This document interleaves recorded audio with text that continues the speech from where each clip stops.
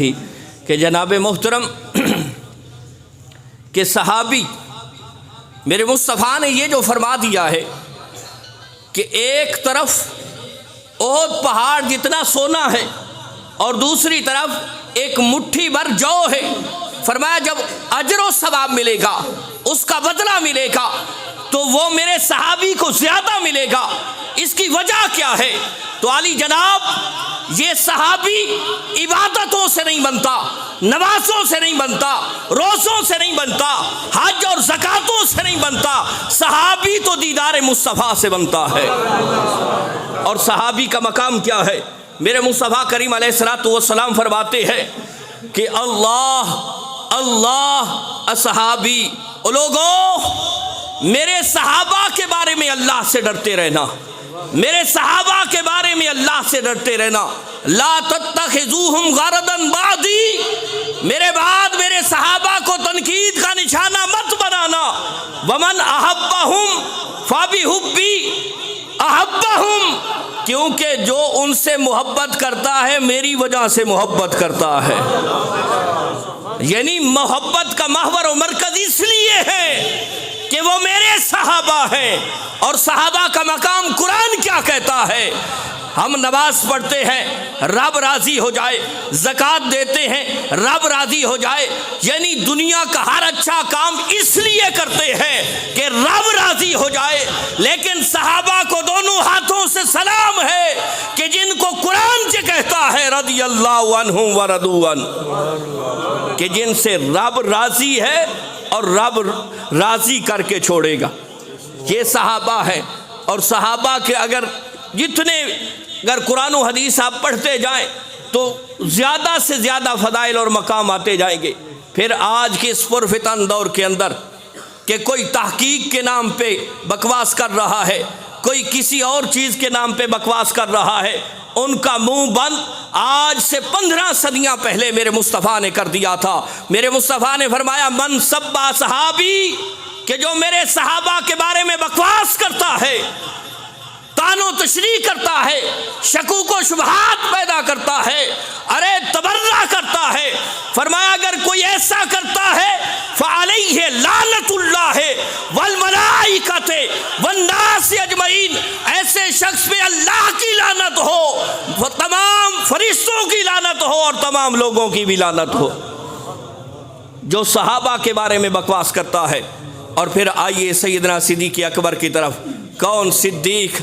अरे किबला, मेरे लिए एजाज़ की बात है कि किबला मेरे टूटे फूटे लफ्ज़ों को सुन रहे हैं। मैं कहीं पे भी इस एजाज़ का ऐलान तो कर सकता हूँ कि इतनी बड़ी शख्सियत मेरा ये बयान सुन रहे हैं, लेकिन कुर्बान जाऊँ सिद्दीक़ पे कि जिसको मुसल्ला मिला है तो मुस्तफ़ा वाला, जिसे मिंबर मिला है तो मुस्तफ़ा वाला, जिसे मस्जिद मिली है तो मुस्तफ़ा वाली, और जिसे नमाजी मिले हैं तो मुस्तफ़ा वाले।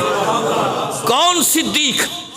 अरे थोड़ी सी तवज्जो कीजिए। मेरे मुस्तफ़ा करीम अलैहिस्सलातु वस्सलाम की हदीस पाक है इदफिनु मौताकुम वस्त कौमिन सालिहीन, कि ऐ लोगो जब तुम्हारा कोई फौत हो जाए ना, उसे सालिहीन के करीब दफन करो। किबला ये 4 सहाबा से मरवी है। पहली हज़रत सैयदना अबी हुरैरा से। कौन अबी हुरैरा? कि जिसे हाफ़ज़ा भी मेरे मुस्तफ़ा के दर से मिला है। दूसरे हज़रत अब्दुल्ला बिन मसूद। कौन अब्दुल्ला बिन मसूद? जो मेरे मुस्तफ़ा का ऐसा खादिम है।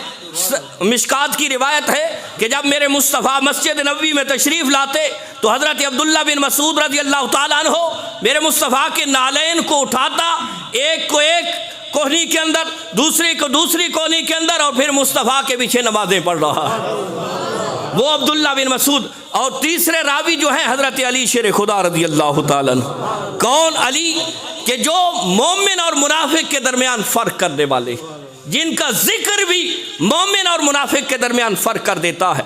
ये 3 सहाबा से रिवायत है कि मेरे मुस्तफ़ा ने फरमाया इदफिनु मौताकुम वस्त कौमिन सालिहीन फ़इन्नल मय्यता यतअज़्ज़ा बिजारि सू। मेरे मुस्तफ़ा फरमाते हैं कि जब तुम्हारा कोई फौत हो जाए तो सालिहीन के करीब दफन करो। क्यों? कि बेशक मैयत को बुरे पड़ोसी से तकलीफ़ होती है। कमा यतअज़्ज़ल हय्यु बिजारि सू, जिस तरह जिंदा को बुरे पड़ोसी से तकलीफ होती है, इसी तरह मरने वाले को भी बुरे पड़ोसी से तकलीफ होती है। अब यहाँ थोड़ी सी तवज्जो कीजिए, ये हदीस पाक समझिएगा कि किसी को किसी बुरे के करीब दफन किया जाए तो उसको तकलीफ होती है। और एक और रिवायत के अंदर आता है, मेरे मुस्तफ़ा करीम अलैहिस्सलाम ने फरमाया कि जब कोई ऐसा बंदा जो इल्म दीन हासिल करने के लिए घर से निकलता है और अगर मुकम्मल नहीं किया, अभी दरमियान में ही था कि मौत का फरिश्ता आ गया, उसकी रूह कब्ज़ करके ले गया, अभी था दरमियान में, मुकम्मल आलिम मुकम्मल फाजिल नहीं हुआ, अभी दरमियान में था। फरमाया जब जहाँ उसकी कब्र बनेगी, जहाँ उसकी कब्र होगी ना, उस कब्र के दाएं तरफ भी 40 कब्रों से, बाएं तरफ भी 40 कब्रों से, और उसके कदमों से भी 40 कब्रों से, और उसके सर की तरफ से भी 40 कब्रों से, फरमाया 160 कब्रों से उसकी कब्र बनने की वजह से रब अजाब हटा देता है, क्योंकि वहाँ आया है। और किबला मुजद्दिद दीन व मिल्लत अशाह इमाम अहमद रज़ा खां फादिल बरेली रहमतुल्लाह ताला अलैह, आपने एक वाक़या नकल फरमाया है। आप फरमाते हैं कि एक साहिब की कब्र के अंदर पानी पड़ गया, तो लोगों ने देखा कि कब्र बैठ गई है, उसकी कब्र को खोला गया तो क्या खूबसूरत नज़ारे हैं कि खूबसूरत सफ़ेद कफन है और उसके नाक के नथनों के अंदर गुलाब के फूल हैं, सारे जिस्म पे उसके गुलाब की फूल की टहनियाँ लिपटी हुई हैं। अब लोग हैरान हुए, लेकिन जहाँ उसकी कब्र थी वहाँ पानी आ गया था। उन्होंने एक दूर किसी और जगह पे उसकी कब्र बनाई। जब वहाँ पे दफन करने लगे तो अजीब सी सूरत हाल है कि जिसका कफन सफ़ेद था, जिसके नाक के नथनों से गुलाब के फूल नज़र आ रहे थे, जिसके सारे जिस्म पे गुलाब ही गुलाब था, अब अजीब सी सूरत हाल है, कफन मैला हो गया है, वो जो फूल नज़र आ रहे थे सांप बन जाते हैं, सारा जिस्म सांप से लिपटा हुआ हो जाता है। अब बड़ी परेशानी वाली बात है भी वही, और चंद लम्हों की, चंद घंटों की बात है, पहले गुलाब था अब सांप क्यों बन गया। अब किसी साहिब हाल वली के पास पहुँचे, कहने लगे जनाब मुआजरा क्या है, उस जगह था तो गुलाब था, थोड़ा सा दूर किया है तो ये अजाब बन गया है।